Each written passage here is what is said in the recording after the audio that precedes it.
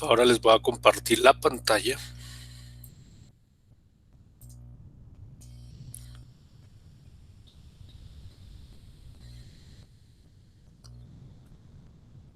Y ahora voy a tomar asistencia. Amaya Nancy. Presente. Ok.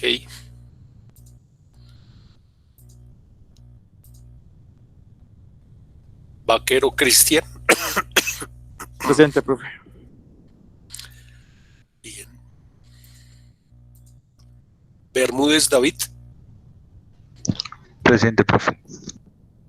Listo. Castañeda Angie.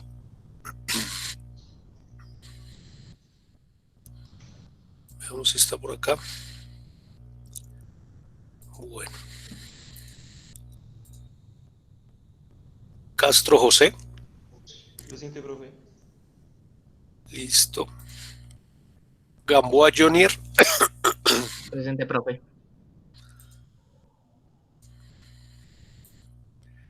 García Raúl. Veamos si está por acá.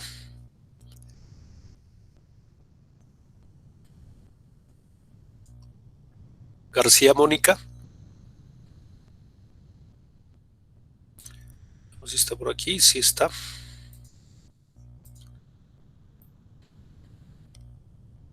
García María. Presente. Gómez John.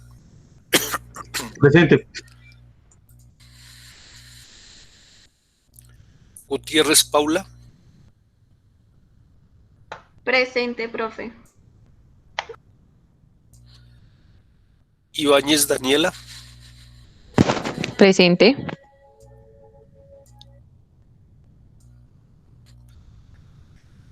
Palacio Andrés.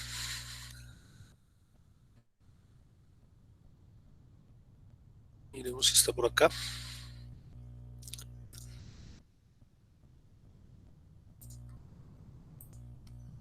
Plazas Lady. Presente. Prieto Jacqueline, que ya la había visto por ahí. Hola, profe. ¿Cómo estás? Rodríguez Anderson.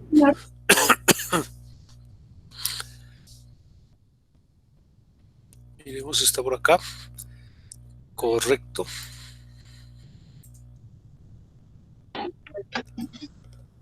Rubio María. Presente, profe.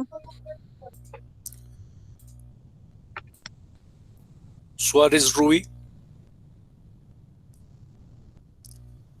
Miremos si está por acá. Correcto.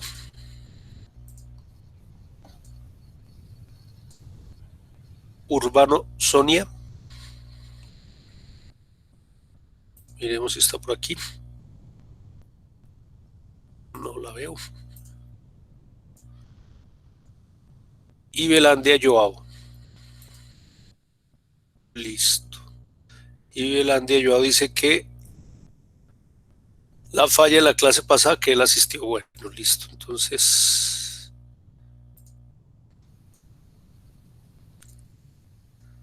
listo. ¿Quién más está ahí en el chat? Yo, profe. Raúl, Fernando García, Raúl. Listo. ¿Y tu apellido es? ¿Quién dijo yo, profe? Una chica. ¿Cuál es tu apellido? Sonia Urbano.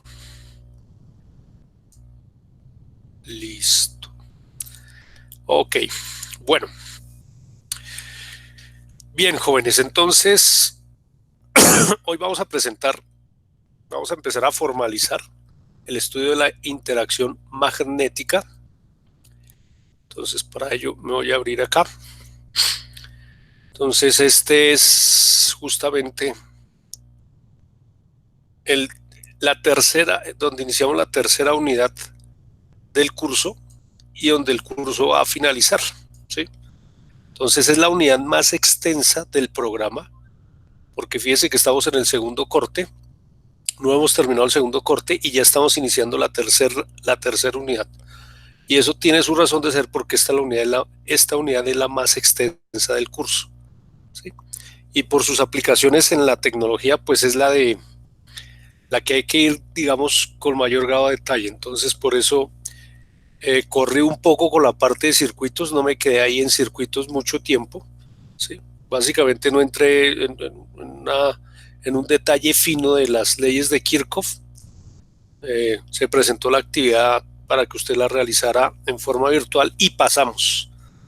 Porque, repito, esta es la parte, digamos, clave del curso de la teoría electromagnética. O sea, la idea es que usted finalice este curso y tenga ya una visión general, una visión global de lo que es la teoría electromagnética. Entonces, por eso le dejamos más tiempo, ¿sí? Más tiempo a la tercera unidad del curso, que es con la cual vamos a finalizar. Pero esta unidad, como es la más extensa, pues se subdivide en varias partes. En la clase de hoy vamos a iniciar entonces, ¿sí?, con esta pregunta. Entonces, ¿cómo funciona un imán? Que es una pregunta que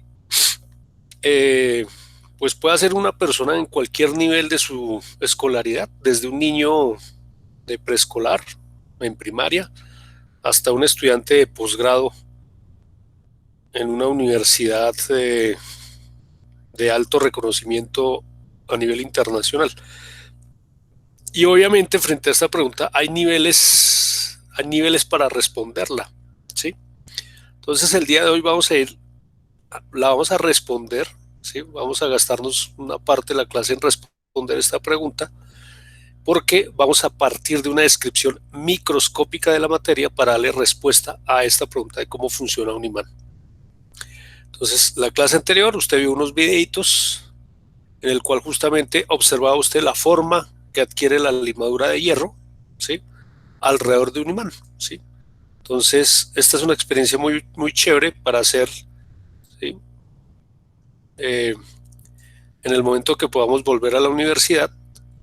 Ojalá alcancemos a tener alguna experiencia en esta actividad, pero bueno, si no, queda ahí pendiente en el momento que se pueda hacer. Entonces, el material más utilizado en la fabricación de imanes, como usted lo vio en el video, es justamente el acero, el cual es una aleación de hierro y carbono en diversas concentraciones.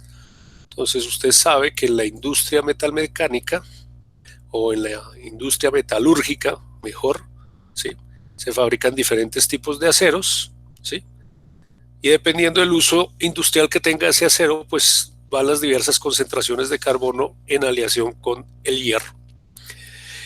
Pero dentro de la industria de los imanes hay un imán que se destaca muchísimo, y es un imán que genera un campo magnético muy intenso, ¿sí? Son campos magnéticos altamente intensos, y es fabricado en una aleación de 3 elementos: el neodimio, el hierro y el boro. Entonces, la concentración, digamos, de uso comercial más frecuente en la cual se fabrican estos imanes es la que se muestra acá. Y este material posee características físico-químicas de amplia explotación industrial. Entonces me voy a venir aquí al chat y voy a preguntar si alguien conoce los imanes de neodimio, si los ha visto o si ha tenido alguna vez en sus manos un imán de estos. Entonces, coloque sí o no. Raúl dice no, María dice no, Paula dice no, Anderson dice no, Jacqueline dice no. Bueno, entonces por lo que veo todos dicen no. ¿Cómo es un imán de esos? En la carrera novena, entre la calle 19 y la calle 21 se pueden comprar. Un imán, si ve la tapa de esta crema. ¿Crema qué es esto? Esto es para antiedad. Bueno, entonces la tapa de esta crema, ¿sí?, se asemeja en su forma a los imanes de neodimio que uno puede comprar en el centro. Un imán de neodimio de este tamaño, así, esto debe tener unos 3 centímetros de longitud por un diámetro de 1 centímetro. Más o menos el costo comercial de un imán de neodimio de este tamaño puede oscilar en unos 30.000 o 50.000 pesos. Esos imanes se utilizan en la fabricación de, bueno, se utilizan en muchas cosas, pero una aplicación muy frecuente es en la fabricación de parlantes o sistemas de audio, ¿sí? En los sistemas de audio. Y hay una marca en particular que fabrica sistemas de audio, que fabrica parlantes, que es muy conocida y cuyos productos son bastante costosos, que es la marca Bose. Entonces me vengo al chat y le pregunto si conoce esa marca de parlantes. Entonces David dice que sí, María dice que sí, Anderson Tata. Bueno, listo, varios dicen que sí. Ok. Pues esa empresa, ¿sí?, cobra los parlantes al precio que cobra, porque son parlantes bastante caros. Cuando usted intente comprar un sistema de sonido en casa, marca Bose, el sistema de sonido en casa más barato que he visto por ahí en el mercado de esta marca Bose arranca, creo, en 1.000.000 de pesos, y de ahí para arriba puede empezar usted a sumar todos los ceros que usted quiera. Y eso tiene una razón, y es por los tipos de materiales justamente que utiliza en la fabricación de los parlantes, porque las nuevas investigaciones en materiales muestran que se pueden fabricar imanes cada vez más potentes y cada vez más pequeños. Y esas investigaciones pues tienen que ver en la forma en que pues la gente que investiga materiales, los físicos y los químicos que hacen investigación en materiales y los ingenieros también que investigan en materiales, pues van descubriendo propiedades de diferentes elementos de la tabla periódica, en particular los elementos de transición, que son los que se utilizan en la fabricación de este tipo de dispositivos. Bien, entonces recordemos que es lo que hemos visto en los imanes. Entonces los imanes, ¿sí?, experimentan fuerzas de atracción o de repulsión, al igual, digamos, que las cargas eléctricas, pero esas fuerzas de atracción y repulsión pues se van a presentar, ya sea la atracción o la repulsión, dependiendo de los polos magnéticos del imán. A diferencia de las cargas eléctricas, donde cargas eléctricas perdón, del mismo signo se repelen y de signos opuestos se atraen, pues aquí tenemos entonces que polos magnéticos, iguales polos magnéticos, hay una interacción de repulsión, y frente a polos magnéticos opuestos hay una interacción de atracción. La intensidad del campo magnético alrededor del material decrece con el inverso al cuadrado de la distancia. Entonces, si me devuelvo aquí a la imagen, ¿sí?, voy a borrar un momento aquí. ¿Eso qué significa? Entonces significa que si tengo una brújula, voy a dibujar por aquí una brújula, ¿sí? Entonces, bueno, no, un gausómetro sería el medidor de la intensidad de campo magnético, que usted lo utilizó en la práctica laboratorio, ¿sí?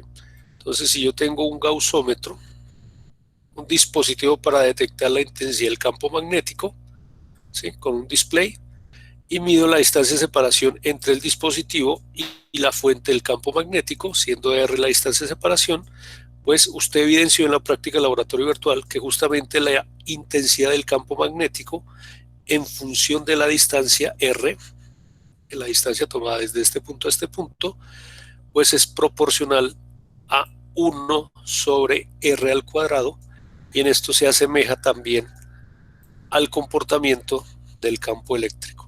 Es decir, tanto el campo eléctrico como el campo magnético, ambos decrecen con el inverso al cuadrado de la distancia. Bien,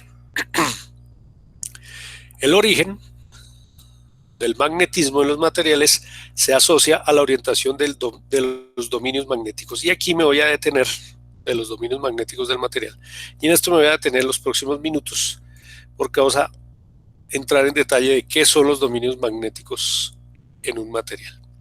Entonces, para ello muestro esta primera diapositiva, en la cual hay un elemento ferromagnético. los materiales se clasifican en grupos, unos se llaman paramagnéticos, otros se llaman diamagnéticos, otros se llaman ferromagnéticos. Esta clasificación de los materiales de acuerdo a la respuesta que tiene el material con respecto a un campo magnético externo se puede cuantificar mediante una propiedad física que se llama la magnetización. En la clase de hoy no voy a entrar en detalle sobre qué es la magnetización a nivel cuantitativo, pero voy a hablar de ella a nivel cualitativo. ¿Listo?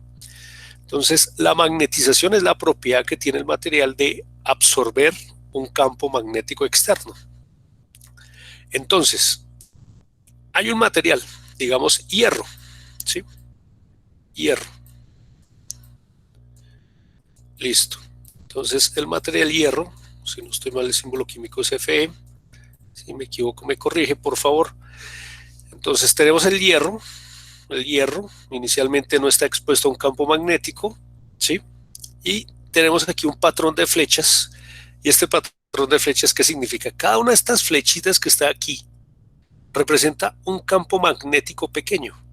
¿Cuál campo magnético? Un campo magnético que se origina, ¿sí?, en los átomos del material. Entonces, este campo magnético pequeñito se origina en los átomos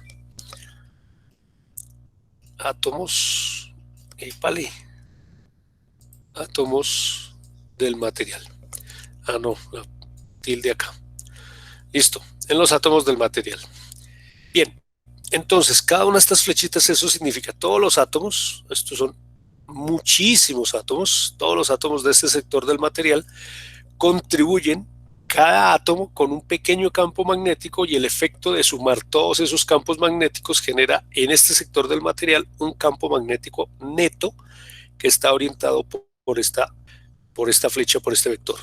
Entonces, para este pedazo del material, entonces tenemos que el campo magnético que aporta cada uno de los átomos, ¿sí?, sumados, están orientados hacia la izquierda suya, en este sector del material hacia la derecha, en este sector del material hacia arriba, y así por diversas regiones del material.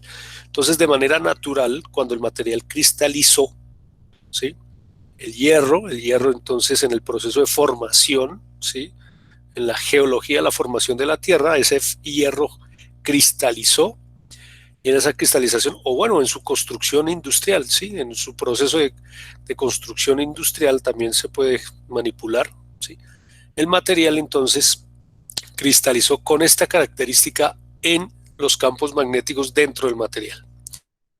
Ahora, el material se somete a un campo magnético externo, esto es lo que representa esto, ¿sí? Entonces digamos que se coloca frente a un electroimán externo, así como lo vimos en el video, cómo se fabricaban los imanes, y entonces lentamente el material empieza a orientar, ¿sí?, sus dominios magnéticos en una dirección, y esta dirección pues está condicionada con la dirección del campo magnético al cual se está sometiendo. Entonces un sector del material empieza a orientarse en la dirección que determina el campo externo, y si se mantiene expuesto el material durante más tiempo, se consigue al final que todos los dominios magnéticos del material quedarán orientados en la dirección del campo externo que se indique.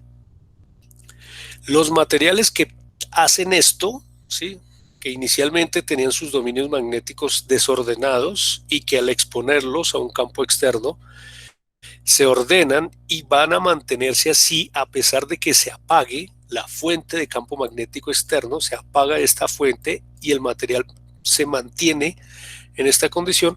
Los materiales que tienen esta característica se denominan materiales ferromagnéticos, y entre ellos entonces tenemos el hierro, que es justamente uno de los materiales que más se utiliza en la construcción de imanes.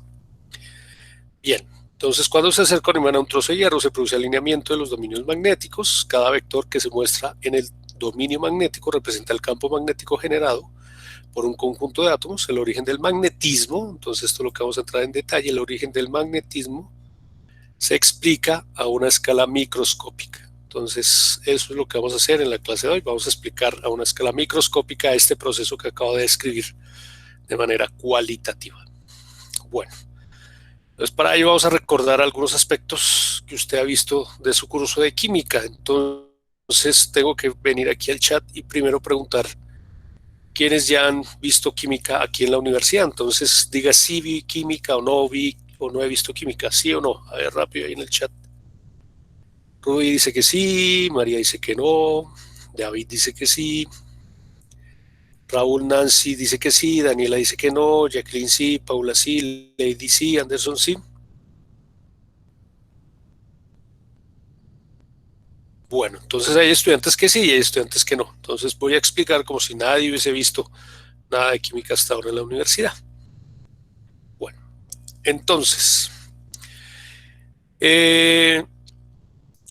voy a venir aquí un momento a la aplicación. Entonces, esta es la aplicación que está en el portal de la Universidad de Colorado, PET Colorado Edu. Y aquí voy a construir un átomo de hidrógeno. Entonces, cojo un protón. Listo. El hidrógeno, entonces, tiene un núcleo compuesto por una partícula que denominamos el protón, carga positiva. Está ionizado, carece de electrones. Lo vamos a poner neutro. Aquí en esta balde tengo electrones. Y lo coloco acá. En este momento el átomo está en una condición neutra. Tengo la misma cantidad de carga positiva y de carga negativa acá. Entonces en el modelo de Bohr, vengo aquí, en el modelo de Bohr, recordémoslo, el modelo de Bohr hace una propuesta de cómo está distribuida o cómo están distribuidos los electrones alrededor del núcleo. Y en el modelo de Bohr, pues esto se asemeja casi como un pequeño sistema solar en miniatura. Es una idea, es una caricaturización. El núcleo y la nube electrónica orbitando alrededor del núcleo. Bueno, ¿cómo se estudia la materia a escala microscópica? Que es la primera pregunta que vamos a responder para llegar a esto de los dominios magnéticos. Entonces, en la historia de la ciencia, el estudio de los elementos químicos comienza justamente con las técnicas espectroscópicas, es decir, ¿qué es una técnica espectroscópica? Es una técnica en la cual se estudia la luz que emite una sustancia química. Entonces, para ello voy a irme aquí a la aplicación, a la segunda aplicación, que es la que tengo acá. Entonces, ponle cuidado. Este rectángulo que usted está viendo allá representa un gas que está encerrado en una bombilla, ¿sí? Una bombilla de vidrio, haga de cuenta un tubo de neón, ¿sí? Y aquí tenemos un voltaje, aquí en la animación muestra 23 voltios. Y estos puntos que ve usted aquí en color gris representan átomos del gas que está metido dentro de esta bombilla. Entonces hay una bombilla que contiene un gas a baja presión, ¿sí? Puede ser hidrógeno, es más, voy a comenzar mi presentación con hidrógeno porque aquí dice hidrógeno. Entonces suponga que esto es un gas de hidrógeno envasado en una lámpara de cristal. Entonces se va a someter este gas a una diferencia potencial. Entonces vamos a prender. Aquí voy a prender. Y entonces empieza a ocurrir lo siguiente. Cuando se enciende la fuente, entonces los puntos azules que usted ve de izquierda a derecha representan electrones o iones, ¿sí? Electrones, sí, digámoslo así, electrones que son acelerados dentro del gas. Entonces ahí el gas, el hidrógeno en estado gaseoso no es un gas inerte, o sea, es un gas que puede ionizarse, ¿sí? Es un gas que es susceptible de ser ionizado. El hidrógeno es un combustible, ¿sí? El hidrógeno es un gas que permite una ionización. Y entonces, cuando se acelera, cuando se somete a este voltaje, aunque aquí la animación lo muestra con 23 voltios, pero realmente son voltajes del orden de miles de voltios, 20.000 voltios, entonces se genera una descarga eléctrica. La descarga eléctrica va entre el catión y el anión, y esa descarga eléctrica que está representada por las bolitas, los punticos azules que son los electrones, esos electrones empiezan a chocar contra los átomos, y al chocar contra los átomos, estos empiezan a emitir luz. La luz aquí se percibe con colores. Entonces, mire, por ejemplo, aquí hay unos punticos de color verde, que van saliendo, hay otros punticos de color rojo que van saliendo, hay otros punticos de color violeta que van saliendo. Listo. Aquí se muestra entonces una animación, ¿sí?, de qué ocurre con los electrones de los átomos que emiten la luz. Entonces, los electrones de los átomos que emiten la luz internamente están pasando entre niveles de energía. Entonces, si me vengo un momento aquí a la otra aplicación, significa que dentro del átomo hay un salto entre niveles de energía de los electrones. Los electrones pasan de un nivel de energía a otro nivel de energía debido al choque, debido a la energía cinética que le entrega el electrón incidente de la descarga al electrón que pertenece al átomo. Hay una transferencia de energía cinética. Esa transferencia de energía cinética, el electrón que pertenece al átomo de hidrógeno la absorbe, sube su nivel energético, está ahí en un estado excitado durante cierto tiempo y luego se desexcita volviendo a su estado original, a su estado inicial. En el momento de desexcitarse, el átomo emite otra vez luz. Entonces, la energía cinética que le entregó la descarga eléctrica, ¿sí?, el electrón la invierte para subir en un nivel de energía durante un tiempo y luego se desexcita, y en esa desexcitación devuelve la energía que se le entregó, pero en forma de luz. Eso es justamente lo que estamos viendo aquí en la animación. Y entonces, la luz que emite la lámpara se hace pasar por un prisma. Entonces, si esta es la bombilla incandescente, las que vemos, las lámparas que se colocan en los techos, esto está colocado a la fuente, esto está conectado a la fuente, ya dijimos que esta fuente debe ser de varios miles de voltios, pongámosle unos 20.000 voltios, 20.000 voltios, esto emite luz, el gas de hidrógeno que está allá encerrado, entonces se genera una descarga eléctrica, aquí estoy representando el rayito, y emite luz entonces ese hidrógeno, cosa que vemos aquí en la simulación. Eso es lo que está pasando allá dentro de ese hidrógeno, y entonces la luz que emite se hace pasar por un prisma o por una rejilla de difracción, digamos un prisma, sí, lo voy a pintar así, un prisma o una rejilla de difracción. Usted pone su ojo aquí y ve la luz después de que pasa por el prisma o por la rejilla de difracción. Entonces viene la luz, pasa por el prisma, se descompone la luz, e igual que como vemos el arco iris, cuando pasa la luz solar, la luz blanca del sol, cuando pasa por un prisma se descompone en colores. Aquí va a ocurrir lo mismo, se va a descomponer en colores, pero a diferencia de la luz que viene del sol, ¿sí?, cuando uno ve el espectro que surge después de que la luz pasa el prisma, es un espectro continuo, uno ve una banda completa de colores, ¿sí?, donde a la izquierda suya, entonces voy a colocar los colores de más energía, entonces estaría el violeta, y a la derecha suya voy a colocar los colores de menor energía, en este caso corresponde al rojo, ¿sí?, y entonces uno con la luz solar ve una banda continua que va desde el violeta al rojo. Eso es lo que uno ve cuando ve pasar la luz solar por un prisma. Pero en este experimento, cuando pasa la luz que viene de este bombillo lleno de gas de hidrógeno por el prisma, se ve esto que está acá. Se ven líneas, se ve una línea violeta, se ve una línea azul, se ve una línea verde, se ve una línea roja. ¿Sí? Se ven líneas, no se ve un espectro continuo como se vería con la luz solar común y corriente. Y estas líneas justamente generaron la inquietud de qué era lo que estaba ocurriendo dentro del interior de los átomos de hidrógeno para que se generaran estas líneas espectrales.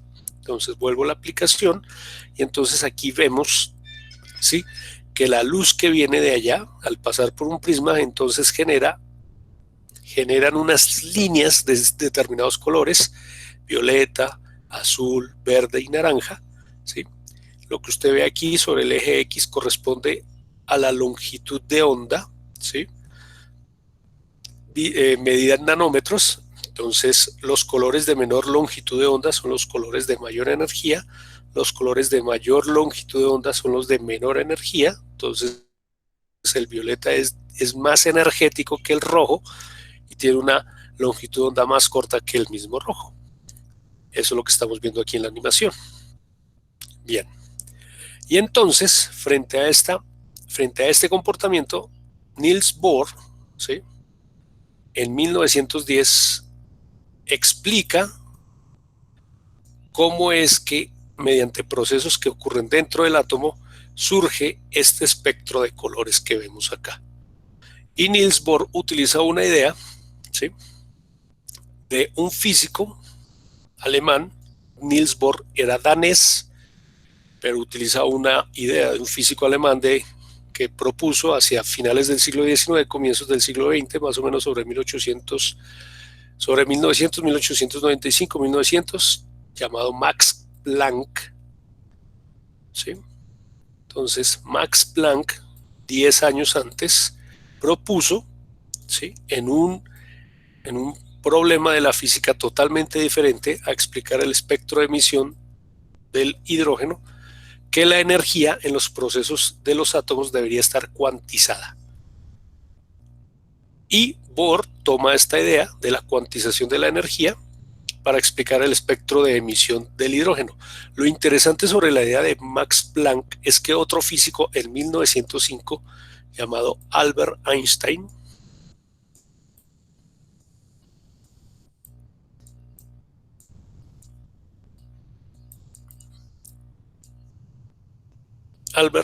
en 1905, ¿sí?, toma la misma idea de Max Planck para explicar otra cosa totalmente diferente a este cuento del espectro de emisión del hidrógeno, que es por qué cuando incide luz sobre la superficie de ciertos metales, ¿sí?,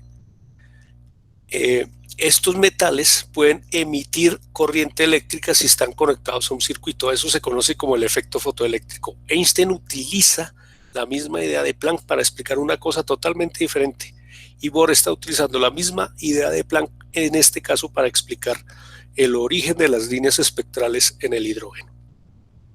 Entonces, en este momento voy a ir a la primera parte de la guía que usted va a hacer el día de hoy. Entonces, póngale cuidado. Usted va a ver en la carpeta Laboratorio de Física 2, Grupo 1.16, donde usted montó, aquí aparecen sus laboratorios virtuales, usted los montó en esa carpeta, y estoy mostrando, por ejemplo, el de Angie, el de Andrés, el de John Jairo, el de Raúl, aquí en esta carpeta donde usted montó estos laboratorios. Hoy, hace una hora, le monté este documento que dice Origen microscópico del magnetismo. Usted va a abrir ese documento, y cuando abra ese documento va a encontrarse con esta lectura que está acá.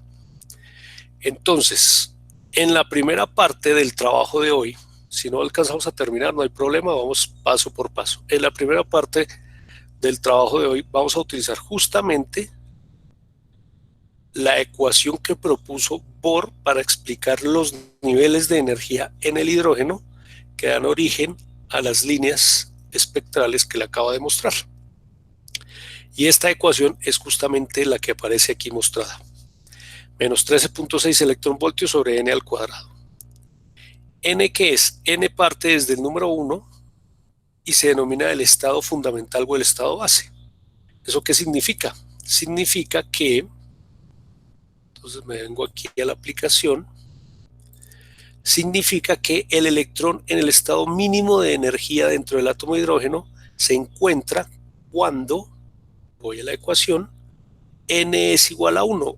1 al cuadrado es 1, menos 13.6 dividido 1 da menos 13.6, entonces usted va a escribir aquí menos 13.6 electronvoltios, es la energía, me vengo acá, de este electrón en el estado energético más pequeño dentro del átomo de hidrógeno. Cuando n es igual a 2, significa que el electrón se encuentra, bueno, aquí no me deja el muñeco mostrarlo, pero entonces cuando n es igual a 2 significa que el electrón se encuentra en un nivel de energía más alto. Si fuera n igual 3 en un nivel de energía más alto, n igual 4 en un nivel de energía más alto, n5, n6, etc. Siempre el electrón, se cayó el electrón, siempre el electrón está cambiando entre niveles de energía en esta caricaturización del átomo de hidrógeno. Entonces, con esta ecuación puedo establecer los diferentes niveles de energía. El primer estado excitado cuando n vale 2, el segundo estado excitado cuando n vale 3 y así sucesivamente, por ejemplo, hasta el quinto estado excitado. Entonces lo primero que usted va a hacer es completar los valores que aparecen en esta tablita usando la ecuación que está acá. No tiene mayor misterio, eso es muy sencillo. Y aquí va a convertir las unidades de electronvoltio, las va a pasar a unidades de joules. Entonces el factor de conversión es simplemente el siguiente, 1,6 por 10 a la menos 19 joules equivale a un electronvoltio. Con este factor de conversión usted completa esta tabla y la llena acá. Entonces me vengo al chat y pregunto si entendió el primer punto del taller de hoy. José dice sí, Rubí dice sí, David dice sí. Ok, listo, listo, listo. Ahora vamos para el siguiente punto. Bueno, ahora el siguiente punto va a hablar sobre algo que se llama la configuración electrónica. Entonces, ¿qué es eso de la configuración electrónica? Entonces me vengo acá. Profe, Señor. es que no entendí bien cómo es lo de reemplazar n. Qué pena. Entonces, Antes de eso. sí, entonces lo que usted hace es reemplazar los valores de n que aparecen acá, 1, 2, 3, 4, 5, 6, los reemplaza aquí, le da el valor de la energía en electronvoltios, llena los datos acá, y luego convierte estos valores que están en unidades de electronvoltios, los pasa a unidades de joules y coloca los resultados acá. ¿Ahora sí está claro? Sí, señor, gracias. Listo, ok. Bueno, ahora el segundo punto del taller dice que usted tiene que hacer algo que se llama la configuración electrónica. Entonces alguien me va a preguntar, ¿para qué vamos a hacer configuración electrónica? Entonces le doy la respuesta. Recuerde que el objetivo de la clase es esto, explicar el origen del magnetismo a partir de la idea de qué cosas son los dominios magnéticos. Toda la clase gira en torno a la misma pregunta, ¿cómo funciona un imán? Pero para poder darle respuesta a esta pregunta, pues hay que pasar por este proceso. Bien, ¿por qué aparece en este momento la configuración electrónica? Por lo siguiente, porque hay un experimento que es clave en la historia de la ciencia, en particular de la ciencia física. Y este experimento se conoce como el experimento Stenger-Lach y fue realizado en 1922. ¿En qué consiste el experimento? El experimento está montado para responder la siguiente pregunta. ¿Hay algo en los electrones? ¿Sí? Los electrones tienen algo responsables de esto. Póngale cuidado. Hay algo en los electrones que es responsable de lo que le voy a mostrar a continuación. Mire esta línea espectral que aparece acá. Esta o cualquiera. ¿Listo? Esta verde. Resulta que en este experimento, si se coloca un campo magnético, entonces voy a dibujar un imán en forma de herradura así. Esto es una caricaturización, no es que fue así, pero fue algo parecido a esto. Si se coloca un imán, ¿sí? Resulta un imán muy poderoso, ¿sí? Resulta que ese imán va a interactuar de alguna manera con el gas que está aquí encerrado. Y la forma en que reactúa es lo siguiente. Esta línea espectral o cualquiera de estas líneas espectrales, pero me paro en esta por simplicidad pedagógica. Esta línea espectral, cuando se coloca un imán cerca a esta bombilla, se desdobla en dos líneas. Le aparecen dos líneas alrededor de la línea principal. Aparece un doblete. O sea, un verde central y otro verdecito a cada uno de los lados. Esto es lo que se conoce como un doblete. Este doblete aparece cuando se coloca un imán. Cuando se quita el imán ya no se ve el doblete. Entonces eso es un hecho que se conoció de la técnica espectroscópica. Ve por qué al poner ese imán aparece el doblete y por qué cuando quito el imán ya no aparece el doblete, ¿sí? A partir de cualquier línea espectral. Entonces hay que darle respuesta a esta pregunta. Evidentemente hay algo relacionado con el campo magnético que está interactuando con los átomos de ese hidrógeno que forman este doblete acá. Entonces el cuento es que, como ya se tenía claridad de quiénes son los responsables de la producción de estas líneas de emisión, estas líneas espectrales son responsabilidad de las transiciones de los electrones dentro del átomo. Entonces el electrón adquiere energía, sube su estado de energía y en el proceso de desexcitación emite luz y esa luz es de determinado color de acuerdo a la línea espectral.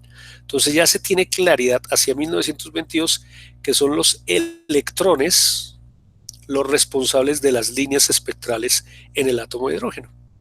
Entonces el experimento de 1922 va a decir, bueno, entonces los electrones, ¿qué característica física tienen los electrones que hacen que aparezca este doblete en la línea espectral? Para ello, entonces, se diseña el siguiente experimento. Esto es un horno, ¿sí? Un horno de los, no exactamente en los que se hace pan, pero es un horno. Y en este horno entonces se mete una placa delgada, una placa muy delgada de plata. Entonces se hace una película delgada de plata sobre una base de otro material. Entonces digamos que este otro material, no sé, puede ser un material con alto coeficiente de fusión, puede ser titanio, bueno, estoy especulando, es otro material, pero este material no se va a derretir cuando se mete en el horno. Llamémoslo sustrato, esta base. Y estos punticos, donde estoy poniendo estos cositos, esto es plata. Entonces es una película de plata, de cierto espesor. Para la época no es del orden de los nanómetros, porque la técnica de crecer películas delgadas a la escala nanométrica no está desarrollada hacia 1922, pero uno podría pensar que del orden de los micrómetros, ¿sí? Sí se puede crecer una película delgada hacia 1922. Entonces un espesor del orden de los micrómetros, se mete esto en ese horno y entonces la plata se va a fundir y se necesita que dentro de este horno se produzca un gas. Un gas. En este caso es un gas de átomos de plata. Cuando se produce ese gas de átomos de plata, ¿sí? El gas, obviamente por choques internos de las partículas que componen el gas, algunos átomos se van a ionizar, ¿sí? Y entonces este experimento se hace, aquí no lo muestra el dibujo, voy a borrar un momento aquí esto. Aquí no muestra el dibujo, pero este experimento se monta colocando una placa aquí y otra placa grande acá. Y estas placas están conectadas a una fuente que genera un campo eléctrico que hace que los iones se aceleren en esta dirección. Entonces, mediante el campo eléctrico que se genera aquí, puedo controlar que el gas que se genera en el horno coja en esta dirección de la flecha. Estas cositas que aparecen aquí se llaman colimadores. Su objetivo son como unas rejillas. Su objetivo es generar un haz fino, un haz de átomos muy finito. ¿Listo? Muy finito. Y aquí tengo un electroimán que puedo prender y apagar. Cuando el imán está apagado, pues viene el haz de electrones y choca aquí. Voy a borrar un momento esto. Cuando el electroimán está apagado, el haz choca contra esta placa y genera una manchita circular en el centro. Si vemos esta placa rectangular de frente, esta sería la placa rectangular de frente, y esta sería la mancha que genera los átomos de plata impactando esta placa que está acá. Cuando se prende el imán, entonces se abren dos haces y se ve en la placa fotográfica que una parte del gas al chocar contra esta placa queda así y la otra parte queda así. Estos dos manchas se forman cuando se prende el imán. Esta mancha se forma cuando está apagado el imán. Entonces el cuento es que hay que explicar por qué ocurre esto en este experimento. Bien.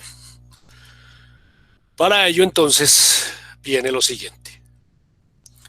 Entonces el objetivo, recuerden ustedes, es explicar el doblete que aparece en la línea espectral, no en el A, sino en la línea espectral. Listo. Ahora, ¿qué información se tiene para 1922? Entonces, para 1922 se tiene la siguiente información. El movimiento del electrón más energético en la plata. Entonces resulta que si usted viene aquí a Google y digita configuración electrónica de la plata, le aparece la configuración electrónica de un gas noble que es el criptón, de aquí para abajo, desde el nivel más bajo energéticamente. Ahorita les explico qué es esto, pero en la parte final de la configuración electrónica de la plata aparece esta característica, 4D10-5S1. Esto es lo que escribí un momentico acá, 4D10-5S1. ¿A qué hace referencia eso? Vale, cuidado. Por razones que ahorita voy a explicar, el orbital S acepta 2 electrones en el estado más bajo de energía. Pero la configuración electrónica de la plata muestra que solamente hay un electrón en ese orbital S. O sea, está faltando un solo electrón. El electrón que está aquí en ese orbital energético, ¿sí?, va a ser responsable del comportamiento de este experimento. Un cristiano, un ciudadano a pie del común, nunca se le va a ocurrir ni el experimento, ni que este numerito en la configuración electrónica va a ser responsable de este tipo de resultados.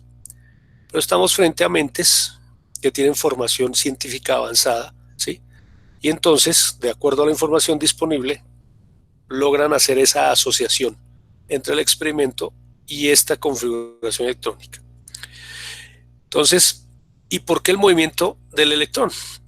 Porque se había observado justamente el doblete, como le indiqué hace un rato, el doblete de la línea espectral frente a la presencia de un campo magnético externo.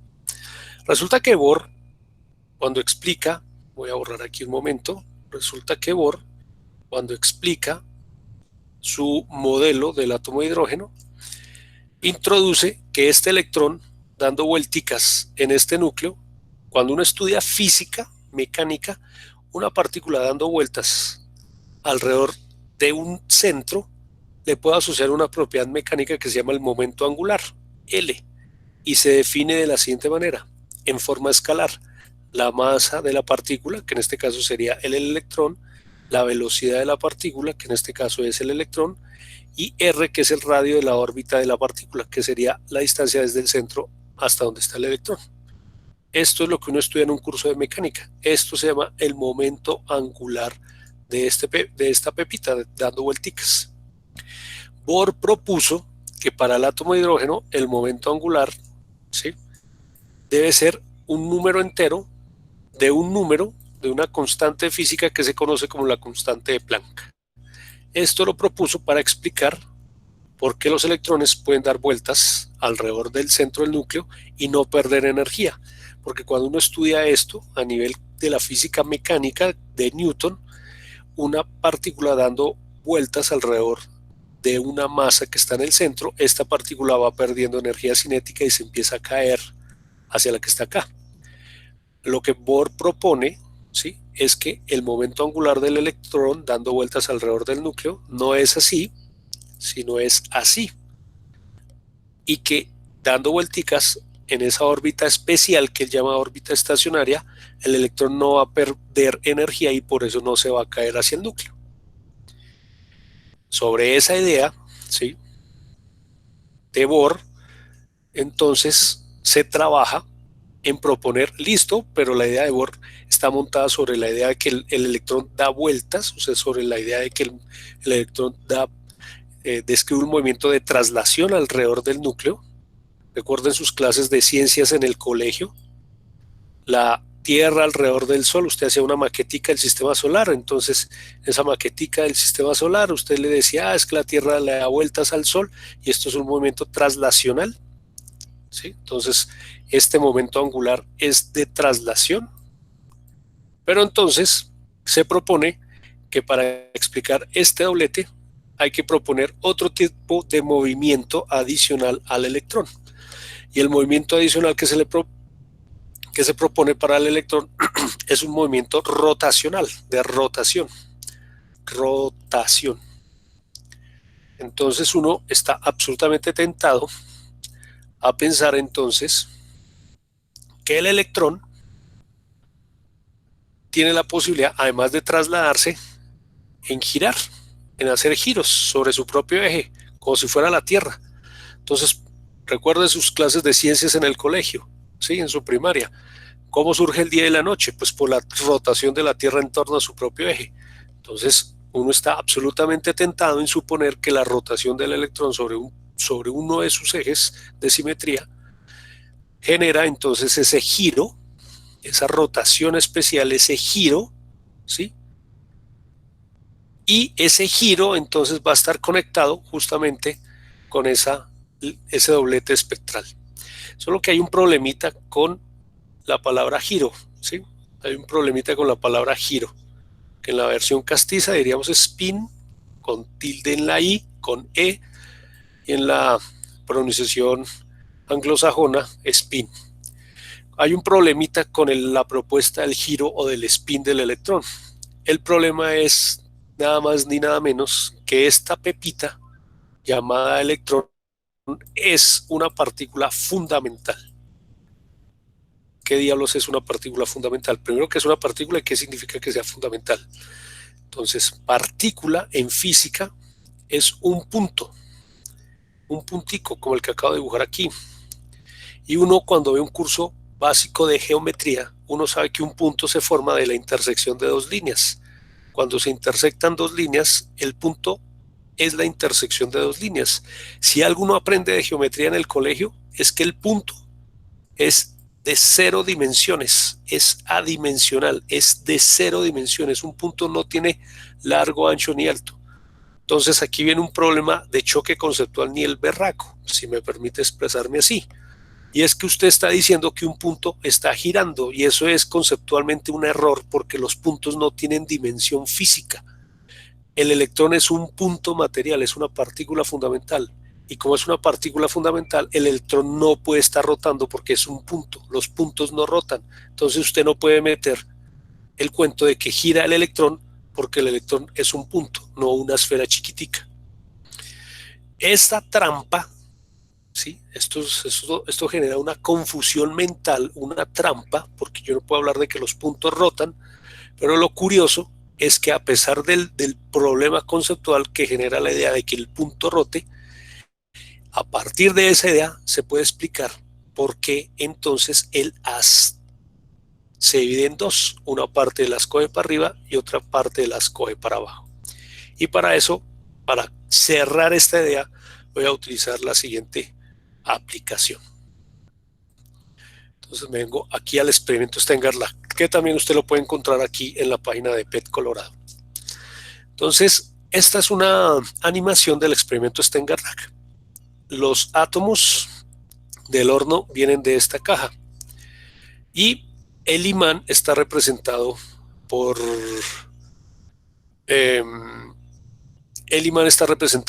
esta caja verde, y la pantallita que muestra aquí el experimento, esta pantallita que está acá, la voy a representar por esta tabla amarillita que aparece aquí. Entonces voy a hacer el disparo de un átomo. Disparar un átomo. Pic. Sale por arriba. Listo. 1 significa que el átomo llegó por la parte de arriba. 0 que no llegó nada por abajo. Otro disparo. ¡Pah! Llegó por abajo. Van 2 disparos. Otro disparo. por arriba, 66%. De 3 disparos que he hecho, 2 llegaron por arriba, o sea, hay un 66% de probabilidad que llegue por arriba. Hay un 33% que llegue por abajo. Otro, cuarto disparo, volvió a llegar por arriba. Quinto disparo, sexto disparo, séptimo disparo, octavo disparo, noveno disparo, décimo disparo. En un décimo disparo hay 40% de probabilidad que llegaron por arriba, 60% por abajo. Disparo número 11, disparo número 12, disparo 13, disparo 14. Mire, hasta el disparo 14 tengo un 50-50. Eso fue lo que observaron estos señores en el experimento. La intensidad de las se atenúa exactamente a la mitad del haz incidente para la parte de arriba y para la parte de abajo. Exactamente, si esto tenía una intensidad X, la manchita de arriba tiene exactamente la mitad de la intensidad del haz incidente, X medios, y la manchita de abajo tiene exactamente la mitad de la intensidad, X medios. Eso es un detalle que se ve en el experimento Stenger-Lage, y ese detalle en el experimento Stenger-Lage induce a proponer que el movimiento angular de los electrones, el momento angular de los electrones que había propuesto aquí el señor Bohr de la forma L igual a NH barra, que aquí está escrita, L igual a NH barra, ese movimiento angular de los electrones es de dos formas, la mitad para los de arriba y la mitad para los de abajo, es decir, los electrones, esos punticos, tienen o spin para arriba o spin para abajo. Este es el experimento que demuestra la existencia del spin en los electrones, el experimento Stenger-Lage de 1922. O sea, en 1922 los científicos tienen claro que el electrón posee spin. Y ese spin entonces es o hacia arriba o hacia abajo, en unidades del momento angular, en unidades de h barra medios. H barra, que es la constante de Planck, porque así la propone el señor Bohr.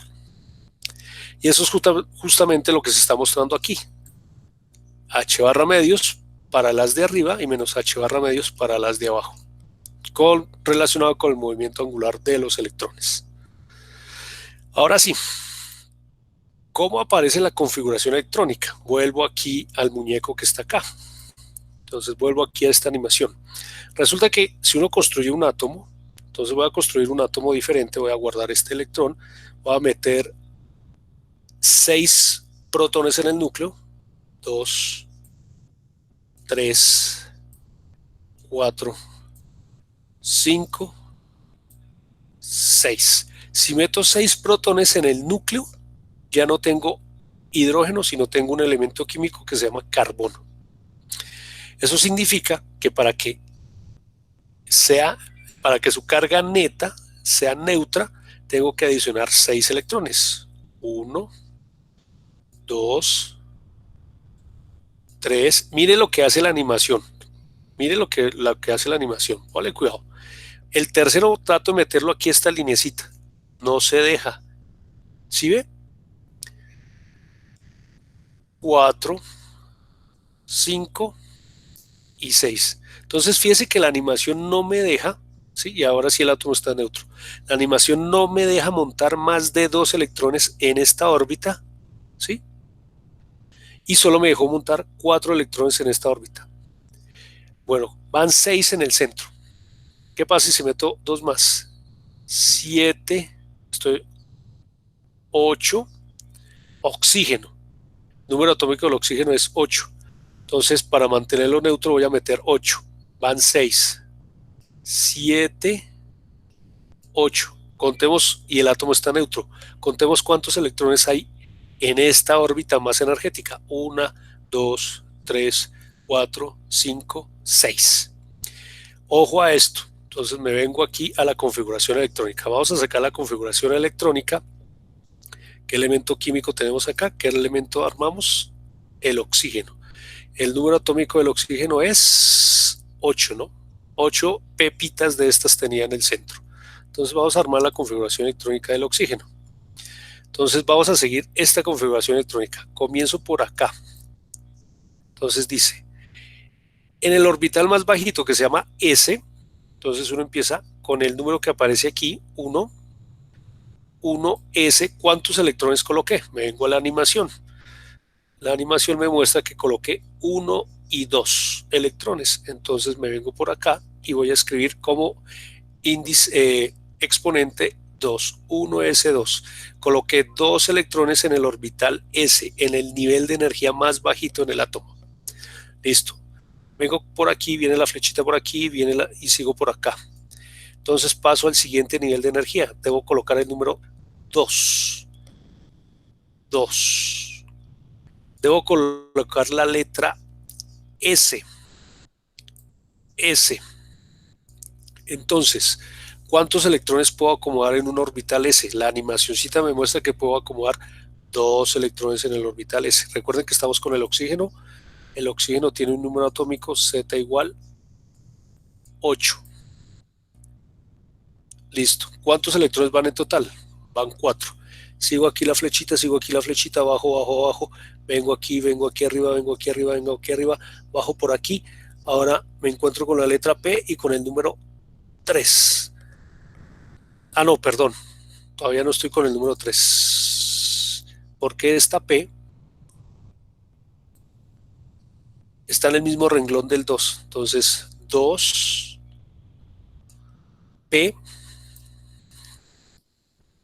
y me vengo al muñequito, a la animación otra vez. ¿Cuántos electrones puedo meter más electrones en este orbital? Miremos. Y no se deja. Así vea. 1, 2, 3, 4, 5, 6, 7. Ah, bueno, pero es que aquí no está mostrando los orbitales completos. Esto estaría ionizado, porque la animación no me muestra la otra línea espectral.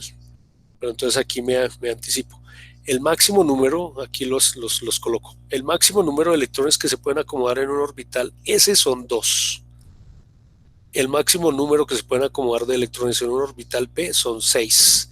El máximo número de electrones que se pueden acomodar en un orbital D son 10. Y el máximo número de electrones que se puede acomodar en un orbital F son 14. Entonces aquí cuando escribo la P, me puedo meter, abro una cajita, hasta 6 electrones.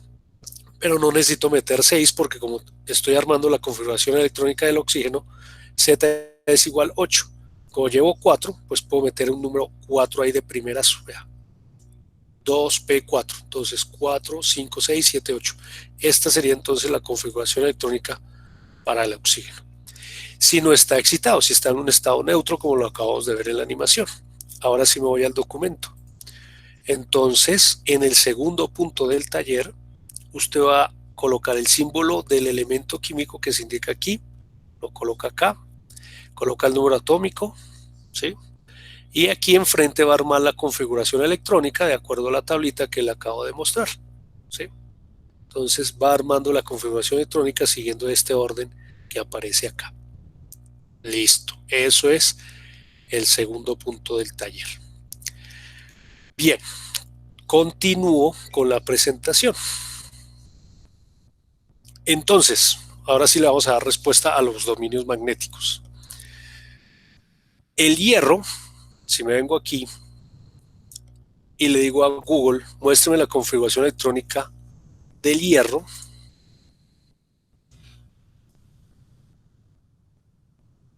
véala acá, ¿sí? Configuración electrónica del hierro, aparece 4D6, 4S2. Entonces fíjese un momentico en esta configuración 4D6. Entonces me vengo por aquí, 4D6 para el hierro, ¿sí? ¿Cuántos electrones pueden caber en el orbital D? Máximo, 10. Pero en este caso del hierro, entonces miremos aquí, los dos últimos niveles de más energía son el 3D6 y el 4S2. El 3D6 y el 4S2 para el hierro. Entonces veamos el símbolo químico. Sí, dije que es Fe. Listo, entonces me vengo aquí. Para el hierro tengo 3D6, 4S2. Entonces, ahorita entro a explicar el del hierro. Voy a tomar de ejemplo este que está acá. Un elemento químico cualquiera que tenga en su configuración electrónica esta parte 3 de 5, significa que los 5 electrones que tiene en el orbital D, sus espines están orientados de la siguiente manera. 2 electrones tienen sus espines orientados hacia arriba y hacia abajo. Esto significa que están apareados, ese es el término técnico. Otros 2 electrones tienen sus espines orientados de esta forma, o sea, están apareados, y hay un solo electrón que tiene un spin sin apareamiento. Este spin del electrón es un pequeño imán a nivel atómico, o sea, va un vector de campo magnético. Y para un sector del material, entonces, hay un vector de campo magnético, ¿sí? Un V1, un pequeño vector de campo magnético. Y si me devuelvo aquí a los dominios magnéticos, para sacar una flechita de estas, para sacar una flechita de estas, tengo que sumar millones de millones de millones de átomos para que generen este pequeño campo magnético. Es decir, tengo que tomar en cuenta todos los espines no apareados del material, ¿sí? Todos los espines que no están apareados, todos los elementos, ¿sí? Todos los espines no apareados de cada uno del electrón para formarme, sumando todos sus campos magnéticos, una flechita de estas, solo una. En este caso para el hierro, entonces este orbital D, donde voy a colocar 6 electrones, están ordenados así. Están apareados 2, 4, pero el hierro tiene una particularidad. Como es un elemento de transición, los 2 electrones que me hacen falta por colocar están así, desapareados en niveles, en subniveles de energía. Eso se llama una hibridación, ¿sí? Están hibridizados, están separados, pero no están apareados sus momentos, sus espines, no están apareados en el hierro. Por eso, un átomo de hierro, ¿sí?, puede contribuir con un pequeño campo magnético, porque sus electrones de los niveles más energéticos no están apareados. Tiene espines orientados en la misma dirección, o sea, hay un campo magnético neto que están produciendo estos dos, sumando los vectores. Esta sería la suma de estos 2 vectores que están acá. En conclusión, los dominios magnéticos de un material, volviendo al tema inicial de la clase, se debe a los espines no apareados del material. Entonces, frente a esta idea central, entonces, no voy a hacer la pregunta osada si entendió, porque yo que he estado estudiando estas vainas varios años, no entiendo. Acepto que así funciona la naturaleza, pero no entiendo. Y eso que llevo varios años estudiando esto. Entonces, lo que le voy a preguntar es, ¿qué puedo preguntar? Bueno, si se ubicó sobre la explicación. María Paula dice sí. Jacqueline más o menos fresca, ya somos 2.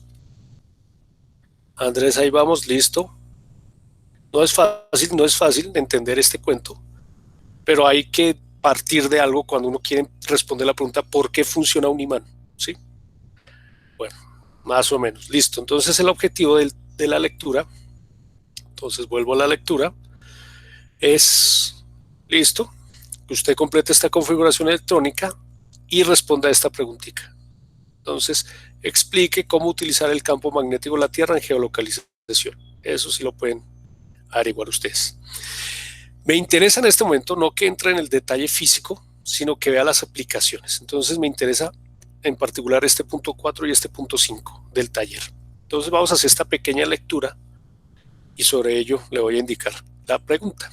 Biomagnetismo. Algunas bacterias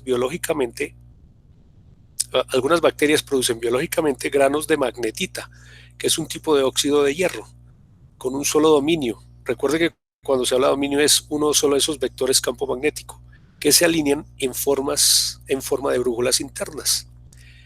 Pueden usar sus brújulas para detectar la inclinación del campo magnético terrestre. Como tiene sentido de dirección, ojo, las bacterias tienen sentido de dirección, son capaces de localizar fuentes de alimento. Las bacterias no son los únicos seres vivos que tienen brújulas incorporadas. Las investigaciones realizadas en el siglo XX determinaron que las palomas tienen imanes de magnetita de múltiples dominios dentro del cráneo, conectados con una cantidad de nervios que penetran en el cerebro. Las palomas tienen el sentido magnético y pueden discernir no solo las direcciones longitudinales del campo magnético terrestre, sino también la latitud por la inclinación de ese campo. Es decir, perciben variaciones del campo magnético de norte a sur y también de este a oeste.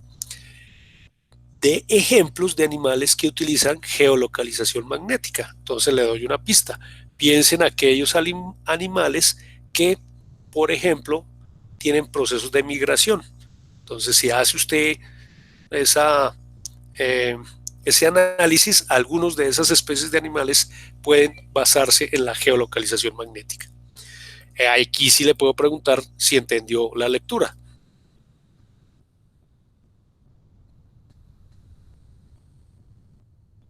Listo, esa lectura sí está aterrizada, listo. Eso es lo que necesito que entienda, listo. La parte dura de la física, pero la aplicabilidad aquí ya. Entonces, listo, bien. Entonces vamos para la otra lectura. Física médica. El escáner de imágenes de resonancia magnética produce fotografías de alta resolución en los tejidos en el interior del organismo. Unas bobinas superconductoras producen un campo magnético intenso hasta 60.000 veces más fuerte que el campo magnético terrestre. Este campo se usa para alinear los protones de los átomos de hidrógeno en el organismo del paciente. Al igual que los electrones, los protones tienen propiedad de spin, vea usted, y se alinean en un campo magnético. A diferencia de la brújula que se alinea con el campo magnético de la Tierra, el eje de un protón oscila en torno al campo magnético aplicado. Los protones que oscilan se les inyecta un pulso de ondas de radio. Los protones excitados emiten señales electromagnéticas cuyas frecuencias dependen del entorno bioquímico, ojo a esto, del entorno bioquímico donde se encuentran. Explique por qué esta técnica fotográfica es una de las más usadas en la detección de tumores. Entonces, para eso me vengo a esta animación. Entonces, también la encuentra ahí en PET colorado. Entonces, aquí tenemos el paciente, ¿sí? Esto representa los espines de los protones de los átomos del paciente, y aquí vemos que hay una acumulación de una sustancia diferente. Esto representa en la animación el tumor que tiene aquí el paciente. Listo. Entonces, ¿cómo funciona la resonancia magnética? Entonces, la resonancia magnética funciona de la siguiente manera. Entonces, el señor se pone allá, su cabeza allá en el escáner, y el escáner lo que va a hacer justamente es producir un campo magnético entre esta bobina de aquí y esta bobina de acá. Entonces, aquí la aplicación me permite controlar la intensidad del campo magnético. Entonces, aquí voy subiendo la intensidad del campo magnético, que está siendo representada por estas flechitas. Y usted ve aquí un patrón de grises que van saliendo, ¿sí? A medida que van saliendo hacia la derecha, ¿sí ve? Este patrón de grises son las señales que emiten los protones, ¿sí? Cuando giran en torno a este campo magnético. Los espines de los protones, ¿sí? Entonces, al orientarse en la dirección del campo magnético, al excitarse y desexcitarse en la dirección del campo magnético, emiten luz, como lo hacen los electrones. Y esa emisión de luz es recogida aquí en el detector. Y estas diferentes luces que vienen acá se revelan en el detector con diferentes intensidades de grises. Y como la lectura dice que el entorno bioquímico es fundamental para el tipo de señal que emite el protón, eso permite en la resonancia magnética nuclear tener un rango de grises de cada uno de los tejidos que compone la estructura biológica. Entonces, por eso es, digamos, este es el principio físico en el cual se utiliza la resonancia magnética nuclear. Entonces me vengo aquí. Ahora quedó un poco más claro la técnica de resonancia magnética con la lectura y la animación.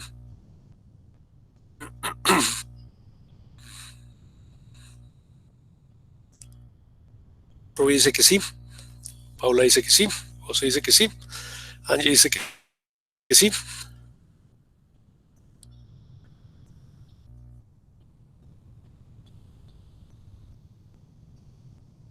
los demás?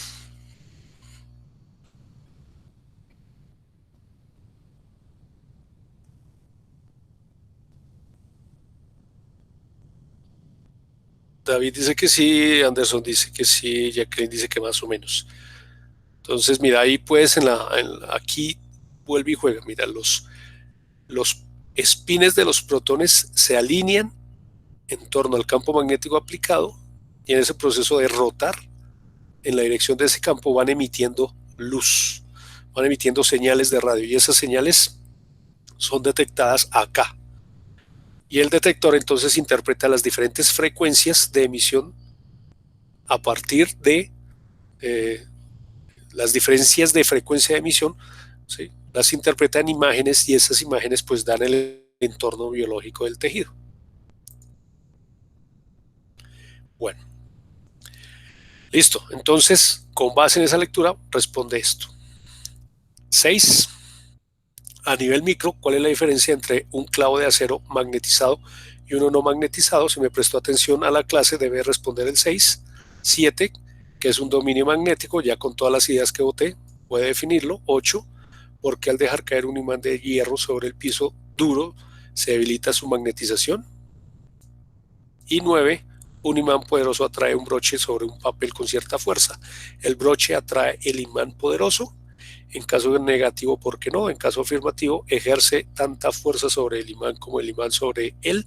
Argumente sus respuestas. Listo, este es el taller de hoy. Entonces lo resuelve y lo coloca en la carpeta. Si está claro, ahora Sí, voy a una dejar de pregunta. compartir. Señor, Profe, en el último, ¿a qué hace referencia con el broche? broche de papel, un clip. Ah, ok. Ok, es un Listo. metal X. Sí, que sea, que sea, que, eh, que interactúe magnéticamente. Ok, gracias. Listo. Bien, listo, ese es el taller. Entonces a trabajar y lo suben ahí.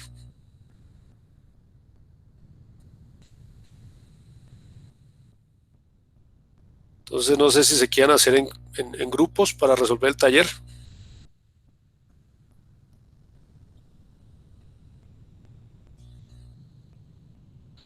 o lo quieran hacer individual, como quiere. Ruiz dice que sí, José dice que sí, listo, armen grupos ahí, resuelven el taller, lo suben y listo, termina la clase.